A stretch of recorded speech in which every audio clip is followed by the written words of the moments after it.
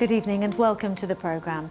London is one of the richest cities in the world, so why do we have some of the worst unemployment in the country?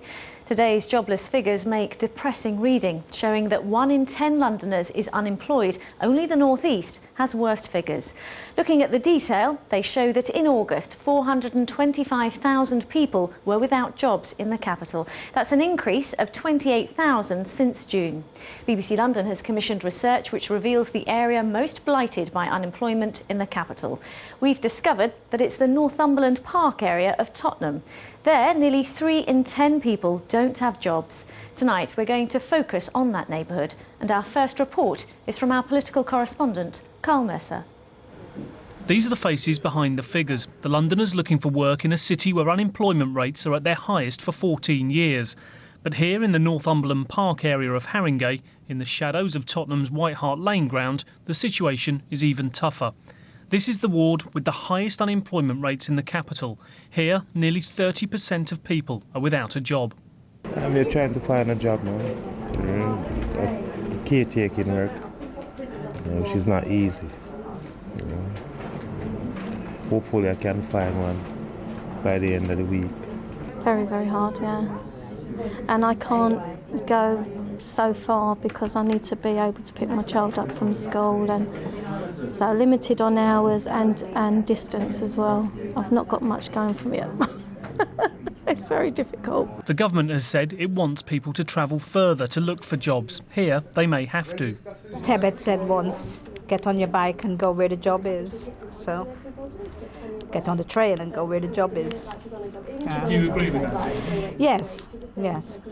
I've worked all my life, so it's very unusual for me to be unemployed. Very uncomfortable. So very sad. Yeah, be very positive. Don't think that you are not good enough for this job. You are good enough for this job. This class is for job seekers who struggle with their English, keen to work but knowing their language skills currently put them at the back of the queue. And along the corridor, perhaps more encouraging signs. These young men on computer apprenticeships and hopeful for their futures despite the current rising unemployment figures. Obviously, I'm hungry for a good job, good money. And this place does get people a good life, if you know what I mean, with the qualifications they give you at the end of the course. That optimism, though, tinged with a warning from the man running these employment courses and a call for government investment in the hardest hit areas. The youth clubs, the extra support they were getting, the educational support and all the other stuff, that is suffering. So we are creating perhaps a lost generation if you're not careful, if you're not already there. All Tottenham can come and have something to eat! Yay!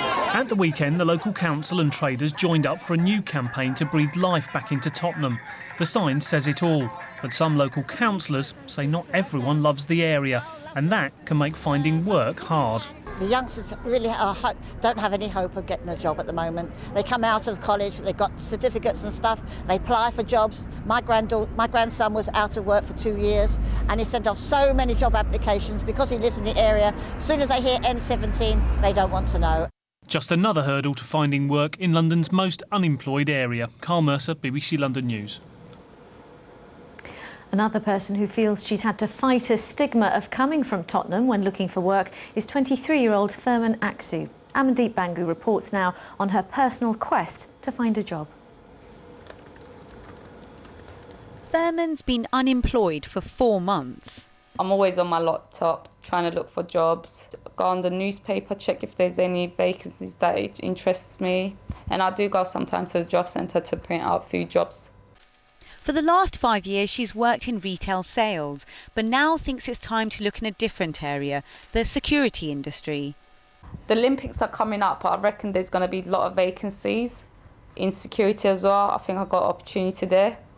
Having lived in Tottenham all her life, why does she think the area has the highest unemployment in London?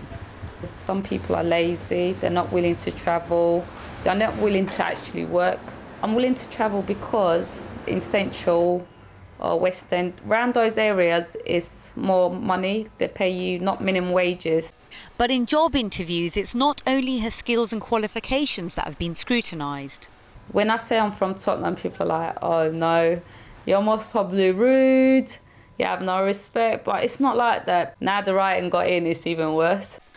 We've arranged for Thurman to get some advice on job hunting. Please come through. Today she's meeting a leading recruiter for the security sector whose clients include major retailers in London. So how did she do?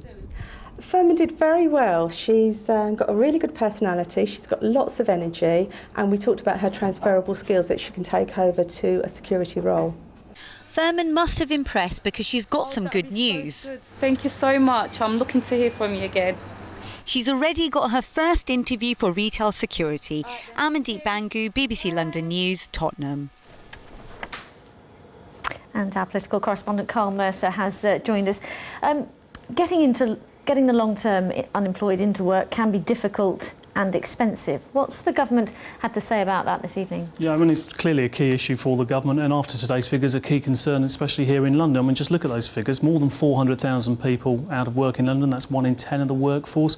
Those are the worst figures in London since early 1997. And we did hear from the government today they're rolling out this Work Academies programme, offering workplace training and the offer of a guaranteed job interview at the end of it in certain skill sectors. They're running this work programme where they pay training groups to get the long-term unemployed off of the unemployment list and into long-term employment. But clearly at the moment, those not working, we've still got public sector cuts coming through, and that's something of a worry for the government, as the Employment Minister Chris Grayling told us earlier. Well, I think it's a real concern.